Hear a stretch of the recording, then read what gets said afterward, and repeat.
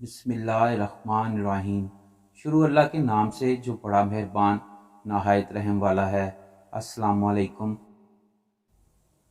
حضرت داؤد علیہ السلام کی قوم کے 70,000 افراد سمندر کے کنارے الا نامی بستی میں رہا کرتے تھے۔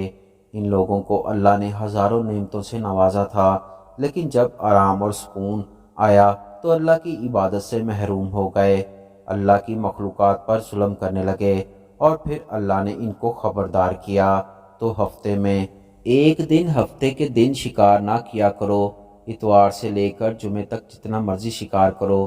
اللہ نے کہا کہ جتنا شکار پکڑ سکتے ہو پکڑو۔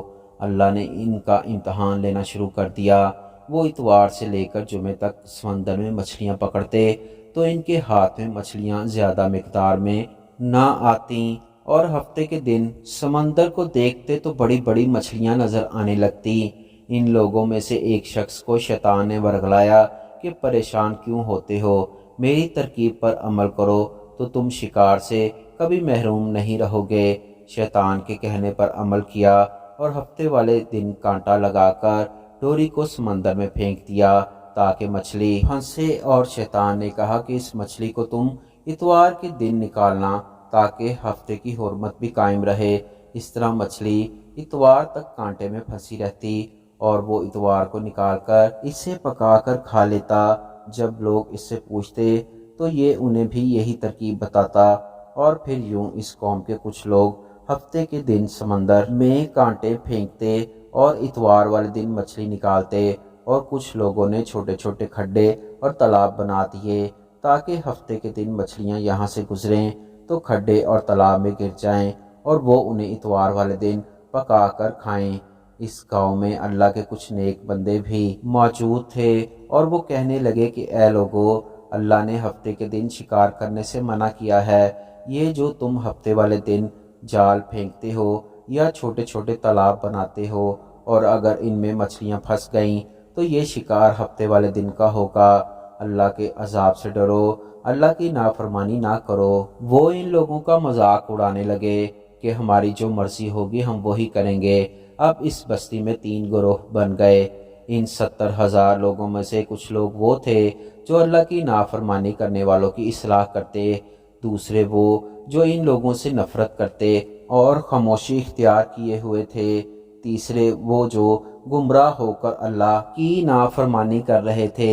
تو نیک بندوں نے اس بستی کے بیچ میں سے ایک دیوار کو کھڑا کر دیا اور یہ حکم نافذ کیا کہ اللہ کی نافرمانی کرنے والے اس طرف ہو جائیں اور ہم جو اللہ کے فرما بردار ہیں وہ اس طرف رہیں گے۔ وہ صالح لوگ بار بار کہتے رہے اللہ سے ڈرو۔ قوم سمود اور قوم لوط کا جو حشر ہوا اسے یاد کرو، اللہ کی نافرمانی نہ کرو، تم پر بھی کوئی عذاب آئے گا۔ وہ سارے نافرمان جن کی تعداد 12,000 کے قریب تھی، سب ہنستے رہے اور کہتے رہے یہ سب کتابی باتیں ہیں، ہم پر کوئی عذاب نہیں آئے گا۔ اور جیسے ہی وہ گروہ 2 حصوں میں تقسیم ہو گیا، ایک وہ جو اللہ کے نیک اور فرما بردار بندے دیوار کے اس طرف تھے، اور دوسرے نافرمان بندے جو دیوار کے اس طرف تھے۔ نافرمان پوری رات ہنستے رہے اور مذاق اڑاتے رہے، اور اللہ کے نیک فرما بردار بندے جو دیوار کے اس طرف تھے ساری رات اللہ سے معافی مانگتے رہے۔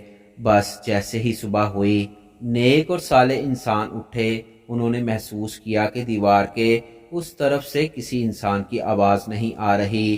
جیسے ہی دیوار پر چڑھ کر اس طرف دیکھنے لگے تو سارے کے سارے انسان بندر کی شکل میں تبدیل ہو چکے تھے اور بندروں کی حرکت کو انجام دے رہے تھے۔ وہ صالح اور نیک بندے دیوار سے ان بندروں کو دیکھنے لگے۔ ان صالح اور نیک بندوں میں سے جو ان کے رشتہ دار تھے وہ ان کو ان کے کپڑوں سے پہچاننے لگے اور چیخ کر رونے لگے اور اللہ تعالیٰ سے معافی مانگنے لگے۔ لیکن اللہ کا عذاب جب آتا ہے تو وہ ہو کر رہتا ہے۔ وہ 12,000 لوگ جو بندر بن چکے تھے کچھ بھی کھا پی نہیں سکتے تھے۔ بے شک اللہ تعالیٰ ان بندوں کو پسند نہیں کرتا جو اس کی نافرمانی کرتے ہیں۔ اللہ تعالیٰ ہمیں اپنا فرما بردار بنائے، آمین۔